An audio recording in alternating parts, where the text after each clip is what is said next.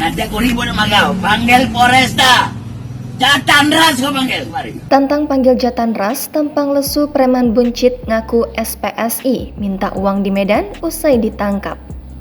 Petugas Polsek Medan Barat bergerak cepat menangkap preman perut buncit yang ngaku anggota SPSI dan memeras pedagang spare part di Jalan Masjid, Kelurahan Kesawan, Kecamatan Medan Barat, Kota Medan. Adapun identitas preman perut buncit yang sok keras saat beraksi itu adalah Rawindren. Preman yang disebut-sebut baru keluar dari penjara itu tak berkutik setelah diamankan polisi. Ketika ditangkap dan dibawa ke kantor polisi, gaya arogan dan sok jago pelaku hilang seketika.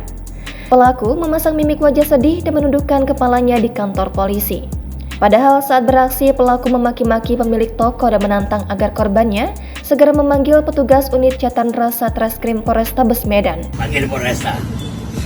Jangan tanggung ngepanggil ya. Kalau kau tanggung panggil, nanti aku ribut sama kau. Panggil Polresta. Jatandras kau panggil. Mari. Kapolsek Medan Barat, Kompol Rizky Amalia mengatakan, pelaku Rawindren ditangkap petugas patroli perintis dan unit reskrim.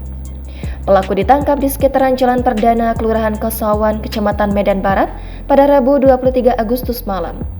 Jadi berdasarkan berita yang viral di beberapa media sosial, kami melakukan tindak lanjut dan mengamankan terduga pelaku ini, kata Rizky kepada Tribun Medan pada Kamis 24 Agustus. Ia menyampaikan setelah diamankan pelaku berdalih bahwa saat melakukan pengancaman dan pemalakan dia dalam keadaan mabuk berat.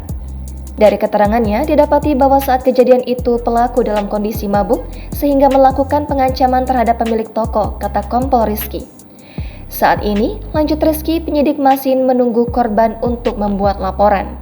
Polisi sudah datang ke toko korban tapi masih tutup. Tadi kami sudah coba mendatangi toko tapi tutup. Jadi untuk korban belum bisa kita hubungi sementara, nanti akan kita datangi lagi untuk tindak lanjut laporannya, bebernya.